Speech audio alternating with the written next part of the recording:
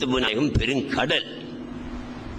அதிலிருந்து ஒரு சில துளிகளை தான் எடுத்து தரலாமே தவிர கடல் அப்படியே இறைச்சி விட முடியுமா? முடியாது. நான் சொல்ல தேவையில்லை. இவங்களோட வரலாறுல ஒரு சுருக்கத்தை மட்டும் சொல்றேன். அதாவது ஒரு பெரிய மனுஷன் இருந்தார் ஒரு ஊர்ல, பகதாதுல ஒரு பெரிய மனுஷன் இருந்தார். அவருடைய பேரு சையீத் அபூ சாலிஹ் மூசா ஜங்கி தோஸ்த். அவருடைய பெயர் சையீத் அபூ சாலிஹ் மூசா ஜங்கி தோஸ்த். அவருடைய பேரு. பெரிய மனுஷன், ஒரு துறவி மாதிரி ஆள், மார்க்கப்பட்டுள்ள மனுஷன். சுருக்கமாக சொன்னா ஒரு ஒலியுல்லா என்று சொல்லலாம் அவரை.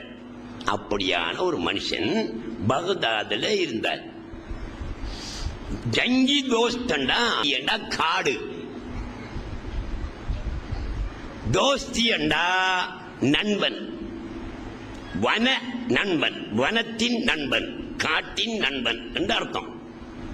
அப்ப சையீது அபூ மூசா, சையீது அபூ சாலிஹ் மூசா ஜங்கி தோஸ்த். அப்ப இவங்க இந்த காட்டிலாம் காலத்தை கழிச்சாங்க. இந்த மனுஷன் காட்டிலேயே காலத்தை கழிச்சார். அதனால வனத்தின் நண்பர், காட்டின் நண்பர் என்று அவருக்கு பெயர் வச்சுட்டாங்க மக்கள். ஒரு நாள் பகதாதுல இவங்க இருக்கிற காலத்துல தஜிலா நதி எங்க இருக்கு? உலக பிரசித்தி பெற்ற நதிகள்ல தஜிலா நதி ஒன்று. இந்த நதி எங்க இருக்கு தெரியுமா? பகதாதுல இருக்கு தஜிலா நதி. அதுக்கு ஆங்கிலத்தில் வேறு பேர் சொல்லுவாங்க நினைக்கிறேன். இங்கிலீஷ்ல தஜிலா சொல்லுவாங்க, அரபுலையும் தஜிலான்னு சொல்லுவாங்க. ஆங்கிலம் தெரிஞ்சாக்கள் இருந்தா தஜிலாவுக்கு ஆங்கிலத்தில் என்ன சொல்றேன்றது சொல்லுங்க நீங்க. அந்த நதி ஓரமாக அவங்க உட்கார்ந்துட்டு இருந்தாங்க. யாரு? சையீது அபூ சாலிஹ் மூசா ஜங்கி தோஸ்த். சரியான பசி, கடுமையான தாகம். என்ன செய்கிறது? அவுலியாக்கள் பெரும் ஞானிகள் எல்லாம் பசியோடு இருந்திருக்கிறாங்க, தாகத்தோடு இருந்திருக்கிறாங்க. அதிகமான ஞானிகள், பெரும் பெரும் அவுலியாக்கள் கொளுத்த படாக்கள் இல்லை, சும்மா சுங்கங்கருவாடு போல ஆக்கள் தான். காரணம் என்ன? திங்குறல்ல, சாப்பிடுறல்ல, ஒழுங்கா உறங்குறல்ல, ஒழுங்கா ரெஸ்ட் எடுக்கிறல்ல. அப்படி இருந்தா ஒரு மனுஷன் எப்படி இருப்பான்? காஞ்சி போய் கருவாடு பத்தி போய் தானே இருப்பான். அந்த மாதிரி ஒரு நிலைமை அந்த மனுஷனுக்கு செய்து அபூ சாலிஹ் மூசா ஜங்கி தோஸ்துக்கு ஏற்பட்டுச்சு. அப்படி இருக்கக்குள்ள இந்த தஜிலா நதியில ஒரு அப்புள் பழம் ஒன்று ஆடி அசைஞ்சிக்கிட்டு வருது. இந்த குளத்தில் ஆத்துல அப்படி வாரதானே பழங்கள் வாரது. அப்படி வருது. பார்த்தாரு, சரி அவ்வாவு தால அரிசுக்கு தர போறான் போல இருக்கி, நம்மளோட பசியை தணிக்க ஒரு அப்புள் பழம் அனுப்பி இருக்கலாம் போல இருக்கு, நாம் அதை எடுத்து சாப்பிடுவோம். அந்த அப்புள் பழத்தை எடுத்து தஜிலா நதி ஓரத்திலிருந்து சாப்பிட்டாரு. இது ஆகுமா ஆகாதா? நீங்க கடற்கரையை போயிருங்கன்னு வச்சுக்கோமே, கடல்ல மிதந்து வருகிறது அப்புள் பழம். நீங்க அதை எடுத்து சாப்பிடுறது ஹராமா ஹலாலா? ஹலால். எந்த முப்தி கிட்ட போய் பத்துவா கேட்டாலும் அது ஹலால் என்று சொல்லுவார். காரணம், அல்லாவுக்கு சொந்தமான கடல்ல வருது. எங்கேயோ யாரையோ ஒரு தோட்டத்திலிருந்து என்ன செய்யும், அது உளுந்திருக்கும். அதை சாப்பிடுறதுல பிரச்சனை இல்லை. அதுக்கு அவனே அந்த கடல்ல வந்து அப்புள் பழத்தை எடுத்துக்கிட்டு போலீஸ் ஸ்டேஷனுக்கு வந்து இப்படி ஒரு அப்புள் பழம் கடல்ல வந்துச்சு, இது ஆறுன்னு விசாரிச்சு கொடுங்கன்னு சொல்றியா? தேவையில்லை. ஒரு பெருமதியான சாமான் பரவாயில்ல. இப்போ உதாரணம் வச்சுக்குவோம், நீங்க பதிலி ரோட்டால போறீங்க, ஒரு 5 காசு கிடக்கு. 5 இப்ப பிச்சைக்காரனை கொடுத்தானே எடுக்கான். இல்ல பிச்சைக்காரனை கையில் இருந்து ரோட்டில் விழுந்தாலும் அவன் கொஞ்சம் எடுக்காம போறான். 5 வந்தானே போட்டு என்ன, அவன் டீ குடிக்கிறேன்னாலும் அவனுக்கு எவ்வளவு வேணும்? 30 ரூபா. 30 ரூபா வேணும். 5 என்ன செய்யறேன் என்ன அவன் எடுக்காம போறான். சரி, நீங்க எடுத்தீங்கன்னு வச்சுக்கோமே, வரிய ரோட்டாலேயோ இந்த ரோட்டாலேயோ போகும்போதோ உங்களுக்கு 5 காசு ரோட்ல கிடந்து எடுத்தீங்களா? உண்டியல்ல போடுங்க, இல்லாட்டி பாக்கெட்ல போடுங்க, போங்க. 50,000 ரூபாய் கிடந்துச்சு. அதை எடுத்தீங்க, கைய வச்சிங்களா, கையில தூக்கிட்டீங்களா, அது போலீஸ்லேயும் தானே கொடுத்து என்ன செய்யணும், அது பெரிய நடவடிக்கை எடுக்கத்தான் வேணும். அஞ்சத்துக்கு அப்படியெல்லாம் செய்ய தேவையில்லை. அதே மாதிரி இந்த தஜிலா நதியில மிதந்து வந்த இந்த அப்புள் பழத்தை அபூ சாலி மூசா ஜங்கி தோஸ்து எடுத்து சாப்பிட்டார். சாப்பிட்ட உடனே அவருக்கு ஒரு ஜாதி மனநிலை மாறிடுச்சு. ஹராமான ஒன்றை சாப்பிட்டதாக அவர் உணர்ந்தார். அது ஹராம் இல்லை, பேணுதல். அவங்களுடைய பக்தி, அவங்களுடைய வராது, அவங்களை பொறுத்து அது ஹராம் தான், எங்களுக்கு ஹலால். ஹராமாக நினைச்சு அவங்க பார்த்தாங்களாம், நாம இவ்வளவு காலமும் இவ்வளவு பேணுதலாக பக்தியோட வாழ்ந்து வந்திருக்கிறோம், அல்லாஹ் விலாயத்தையும் நமக்கு தந்திருக்கிறான், இந்த சின்ன பசிக்காக இப்படி ஒரு ஹராத்தை செய்து போட்டோமே, இப்போதோ இந்த அப்புள் பழம் யாருடையது, எந்த தோட்டத்திலிருந்து வந்தது என்று கண்டுபிடிக்க வேணும் என்று 400 கிலோமீட்டர் நடந்து போறாங்க. யாரு? செய்த அபூ சாலி மூசா ஜங்கி தோஸ்து 400 கிலோமீட்டர் போறாங்க. என்னதுக்கு? இந்த பழம், அப்புள் பழம் யார தோட்டத்திலிருந்து விழுந்தது, அதை கண்டுபிடிச்சு அந்த ஆளை கண்டுபிடிச்சு அவர்கிட்ட ஹலால் கேட்கணும், மன்னிச்சுங்கன்னு சொல்லணும். 400 கிலோமீட்டர் போறாரு. நாம 4000 கோடி ரூபாய இந்த ரோட்ல கண்டெடுத்தாலும் எங்கடா இது யாரடான்னு கேட்டு தெரியுமா, குனிஞ்சு எடுக்கக்கூடிய கலைஞரை பார்த்து காணாம அமுக்கிறதுக்கு தான் பார்ப்போம். அந்த மனுஷனுடைய பக்தியை பாருங்க, பேணுதலை பாருங்க. ஒரு அப்புள் பழத்துக்கு ஹலால் பெறுவதற்காக 400 கிலோமீட்டர் போனாரு.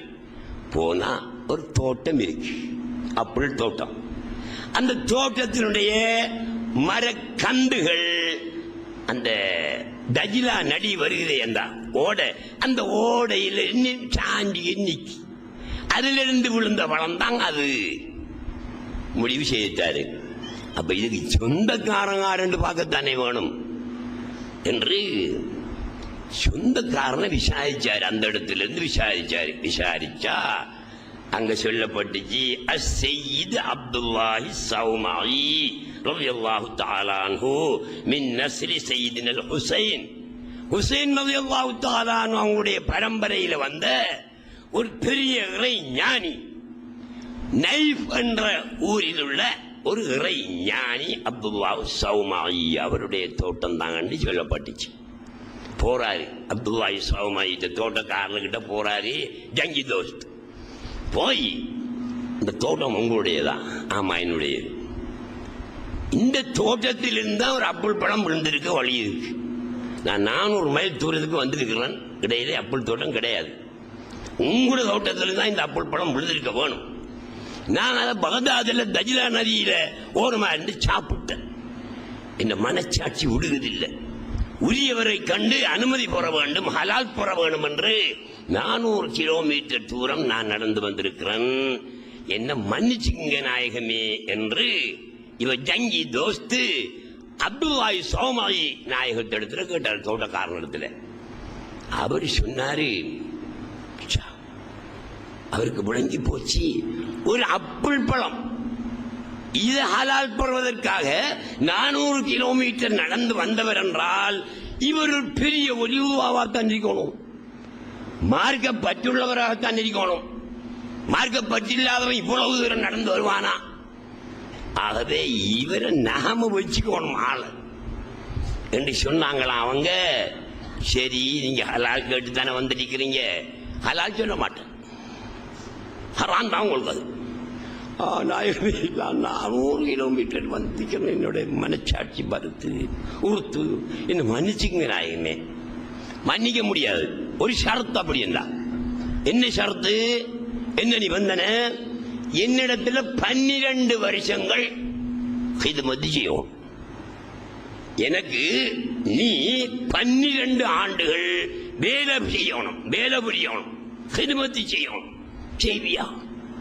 12 வருஷம் இல்லை, எத்தனை வருஷம் என்றாலும் இது ஹலால் பெறுவதற்காக நான் செய்வேன். அப்படியா? வாங்க உட்காருங்க நம்ம வீட்டுல, இந்த தோட்டத்துக்கு தண்ணி ஊத்துங்க, இந்த வேலை பாருங்க, இந்த வேலை பாருங்க என்று 12 வருஷமாக ஜங்கி தோஸ்தை அப்துல்லா சௌமாயி தோட்டக்காரரு தோட்டத்தில் வச்சு வேலை வாங்கிட்டே இருக்காரு. 12 வருஷத்திலையும் பார்த்தாங்க, இந்த வேலைக்காரனாக வந்து வேலை செய்திருக்கிறாரே ஜங்கி தோஸ்து, இவர் தன்னை விட பெரிய ஒரு ஆள்ன்றதை புரிஞ்சுக்கிட்டாங்க. காட்டிக்கல போன ஜங்கி தோஸ் தான் யாருன்னு காட்டிக்காம இருந்தாலும் அப்துல்லாஹி சௌமாயி விளங்கிட்டாங்க தோட்டக்காரன், இவர் நம்மளை விட பெரிய விலாயத்தில புதுபியத்தில் இருக்கிறாள் என்று புழங்கி 12 வருஷம் முடிஞ்ச உடனே சொன்னாங்க, சரி ஒரு நிபந்தனை முடிஞ்சு, இந்த விட 12 வருஷம் என்ன பத்தி செய்தீங்க, சரி இன்னும் ஹராம் தான், ஹலால் இல்லை. என்ன நாயகமே நீங்க இப்படித்தானே சொன்னேன், நான் 12 வருஷம் இருந்து தானே இப்ப ஹலால் சொல்லுங்களேன். இல்லை, எனக்கு ஒரு மகள் இருக்காது, அவ்வளவு கல்யாணம் முடிக்கணும். முடிப்பியா? ஓ, ஹலால் போடுறதுக்காக வேண்டி எதையும் செய்வேன்னு நான் சொல்லிட்டு தானே, நான் முடிப்பேன். சரி, ஆனா பெண்ணில குறை இருந்தா முடிக்க போற மாப்பிள்ளை கிட்ட அதை சொல்லணும். நீங்களும் தான், பெண்ணில குறை இருந்தா முடிக்க வருவான் ஒரு மாப்பிள்ளை, அவனுக்கு தெரியுமா இவை என்ன குறை இருக்கேன்னு? நமக்கு தெரிஞ்சிருந்தா, பெற்றோர்களுக்கு உறவினர்களுக்கு தெரிஞ்சிருந்தா கோல் சொல்லப்படா, உண்மையை சொல்லணும். இன்னும் குறை இருந்தா அந்த மாப்பிள்ளையை கூப்பிட்டு இப்படி குறை இருக்கி என்று சொல்லணும். குறிப்பாக அந்த பெண்ணுடைய பெற்றோர்கள் சொல்லணும் மாப்பிள்ளைகிட்ட, இப்படி குறை ஒன்று தம்பி, ஒரு வருத்தம் இருக்கேன்னு வச்சுக்குவோமே, வலிப்பு வருத்தம் ஒன்று வச்சுக்குவோம் பொண்ணுக்கு. இதை சொல்லாம கல்யாணம் முடிச்சா 7 நாளையால அவளுக்கு வலிப்பு வந்த மாட்டல அவன் காவலி கோட்டில் நிற்பான். சொல்லிடணும், தம்பி முடிக்கிற சரி, வலிப்பு வருத்தம் ஒன்று இடையிலே வரும், அதை பொருந்திக்கிறேன்னா முடிங்க சொல்லிக்கணும். அவன் பொருந்தினா முடிக்க. அப்போ இவர் சொல்றாரு, அப்துல்லா சௌமாயி ஜங்கி தோஸ்தே, எந்த மகளை நீ கல்யாணம் முடிச்சுக்கிறதுக்கு விருப்பம் தெரிவிச்சிருக்காய், ஆனா அவள உள்ள குறைபாடுகளெல்லாம் நான் சொல்லணும், மறைக்கே இல்லாது. என்ன குறைபாடு சொல்லுங்களேன்? அவளுக்கு 2 கண்ணும் தெரியாது, குருடி. 2 காதும் கேட்காது, செவுடி. பாய் பேசையில ஊமை. 2 கையும் இயங்காது, சொத்திக்கை. 2 காலும் இயங்காது, முடம். இவ்வளவு குறையும் இருக்கி, ஆனா நல்ல குணமானவள். இவ்வளவு குறையும் இருக்கி. இப்படி ஒரு பெண்ட வாப்பா உங்கள யாருக்கிட்டே சொன்னா நீங்க முடிப்பீங்களாடா தம்பி? இந்த வேலை நமக்கு வானான்னு கூட அவர் தயானா மாதிரி ஆளத்தான் தேடி தெரிவார். இவ்வளவு கதையும் சொன்ன உடனே ஜங்கி தோஸ் சொன்னாங்களாம், குருடியோ செவுடியோ முடமோ சொத்தியோ ஊமை, அதை பத்தி எனக்கு பிரச்சனை இல்லை, எனக்கு தேவை இந்த அப்புள் பழம் ஹலால் ஆகும், நான் முடிச்சுக்கிறேன். சரி என்று கல்யாணத்துக்குரிய ஏற்பாடுகள் எல்லாம் நடக்குது, பெரிய தடப்புடெல்லாம் நடக்குது கல்யாணத்துக்குரிய வேலை பற்றிய. மணவரையில பொண்ணிருப்பா இந்த காலத்துல, அந்த காலத்துல இருந்துலையும் ஊரில் இல்லாட்டி கட்டியில் இருந்திருப்பாங்க. இப்ப நாம எல்லாம் கல்யாணம் முடிக்கிற கொஞ்சம் இங்க இருந்தா கட்டிலான்னு இருந்த மணவரையில். இவர் மாப்பிள்ளை உள்ள போனான் தெரியும், மயக்கம் வந்துட்டு வரும். அந்த அளவு அழகா இருந்தாள், மேலெல்லாம் சிலிச்சவருக்கு அவ்வளவு அழகா இருந்தாலும். சுப்ஹானல்லாஹ், இப்படியான ஒரு அழகான பெண்ணுக்கு அல்லாஹ் தஆலா ஊமையாக்கி போட்டானே, குருளாக்கி போட்டானே, செவிடாக்கி போட்டானே, சொத்தியாக்கி போட்டானே, முடமாக்கி போட்டானே என்று அப்படியே ஒரு மயக்க நிலையில அந்த மனுஷன் நிக்காரு ஜங்கி தோஸ்த். நிறையா சரி மயக்கம் தெளிஞ்சிட்டு கிட்ட போய் உட்கார்ந்து அஸ்ஸலாமு அலைக்கும் என்றாரு. அவள் அலைக்கும் சலாம் சொல்லல. அப்ப சரி பூமி நாம தான் நம்மடைய வேலையை பார்க்கணும். பூமி என்று வாப்பாவே சொல்லிட்டாரு, மாமா நாம ஏன் சலாம் சொன்ன நம்ம மடத்தனமான வேலையே சொல்லி போட்டு இருக்காரு. இதுக்குள்ள வலைக்கும் அஸ்ஸலாம் ரஹ்மத்துல்லாஹ் அப்படி சொல்றான். அல்ஹம்துலில்லாஹ், பேசுறாளே ஊமை என்று சொன்னாரே, பேசுறாளே, ரொம்ப சந்தோஷம். அன்னிட்டு என்னமோ ஒரு சாமான கொடுத்தாரு. இந்தாங்க ஏந்தி கையை நீட்டி வாங்கினாள். அவள் டொவி அடிக்கலாமண்டீங்களா, சாக்லேட் அடிக்கலாமண்டீங்களா, கொடுத்த கையை நீட்டி வாங்கி சொத்தி என்று சொன்னா. இந்த ஆள் கையை நீட்டி வாங்குறாளே, அல்ஹம்துலில்லாஹ். கதைகளை எல்லாம் கேட்காள். செவிடி என்று சொன்னாலே எல்லா கதையும் கேட்குது. இங்க முடம்பண்டி சொன்னார் அல்லவா, அதையும் பார்த்து போனோம். அண்டு வாங்க கொஞ்சம் வெளியே நடந்துக்கிட்டு வருவோம் அண்டு கூப்பிட்டாரு. நடந்து வரோம். அப்ப அவர் சொன்ன குறைபாடுகள் ஒன்றும் அங்க இல்லை. முடமும் இல்லை, சொத்தியும் இல்லை, ஊமையும் இல்லை, குருடியும் இல்லை, செவடியும் இல்லை, 5 குறைபாடும் இல்லை. அப்ப என்னத்துக்கு இந்த மனுஷன் இந்த கதையை சொல்லணும்? அப்ப நம்மகிட்ட கண்டு அன்றிரவு விடியறதுக்கு இடையில உடலுறவு கொள்ளாமலேயே அப்துல்லாஹி சமாயி மாமனாரை கூப்பிட்டு அனுப்பினாரு. மாமனார் வந்தாரு. நீங்க இந்த பொண்ணு முடிக்க சொன்னீங்க, 5 குறைபாடு இருக்குன்னு 5ஐயும் சொன்னீங்க. நான் அதையும் பொருந்தி கொண்டு அப்புள் பழம் ஹலாலாக வேணும் என்று தானே வந்தேன். என்ன ஒன்றையும் காணல. நான் நினைச்சதை விட பெரிய ஆளாக பெரிய சந்தோஷமா இருக்கி. ஏன் அப்படி சொன்னீங்க நீங்க? அதுக்கு அவர் சொன்னாராம், அப்துல்லாஹி சமாயி, எந்த மகள் ஹராமான எதையும் கண்ணால் பார்த்தவள் இல்லை, அதனால் குருடி என்றேன். ஹராமான விஷயங்களை வாயினால் பேசியவள் இல்லை, அதனால் ஊமை என்றேன்.